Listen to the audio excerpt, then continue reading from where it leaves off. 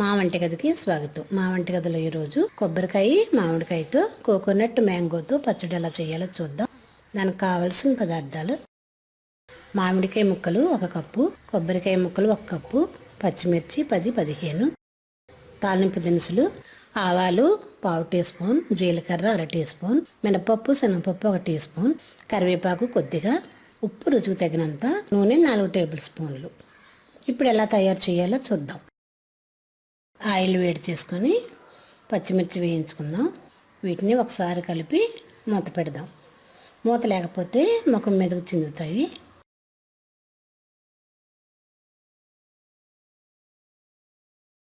ఇలా ఒకసారి కలిపి మూత పెట్టి ఒక 2 నిమిషాలు వేయించుకుందాం.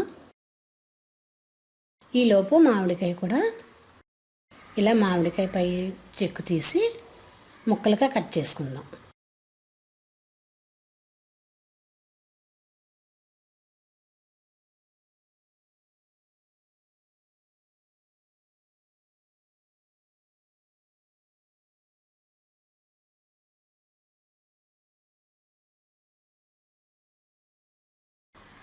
ఇలా చెక్కిన మామిడికాయని ముక్కలుగా కట్ చేద్దాం. ఇలా మామిడికాయలో సగం అయితే సరిపోతుంది.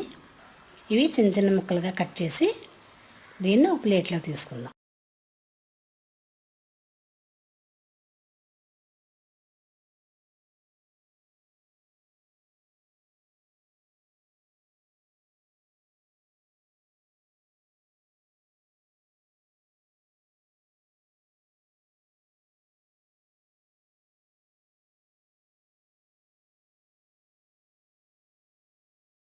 చిన్న చిన్నగా కట్ చేసిన మామిడి ముక్కలుగా కట్ చేసిన కొబ్బరి, వేయించిన మిర్చి వీటిని మిక్సీలో వేసుకుందాం.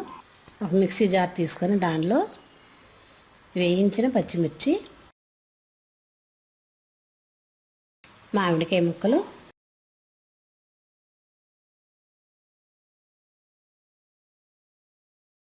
ఉప్పు,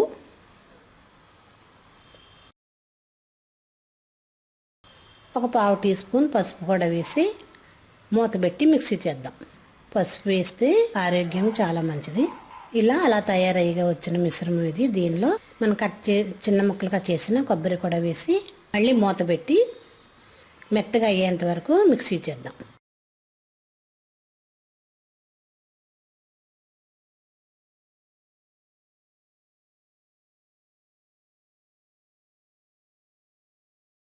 ఇది అలా చేసిన కొబ్బరి మామిడి పచ్చిమిర్చి మిశ్రమం పచ్చడి రెడీ అయింది. దీన్ని పోపు వేసుకుందాం. స్టవ్ పై 2-3 టేబుల్ స్పూన్ల ఆయిల్ వేడి చేసి దీనిలో ఆవాలు, మినపప్పు శనగపప్పు, జీలకర్ర, కరివేపాకు కూడా వేసి బాగా వేయించుకుందాం.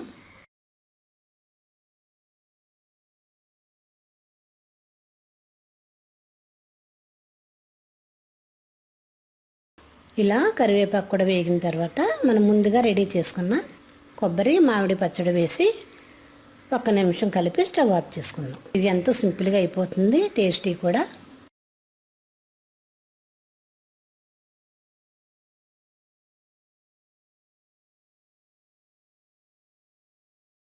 ఇలా రెడీ అయిన పచ్చడిని వేరే బౌల్లో తీసుకుందాం.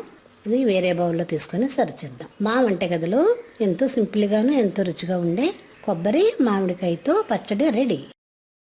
మరిన్ని వంటల కోసం మా వంటగదిని సబ్స్క్రైబ్ కాగలరు. ధన్యవాదములు.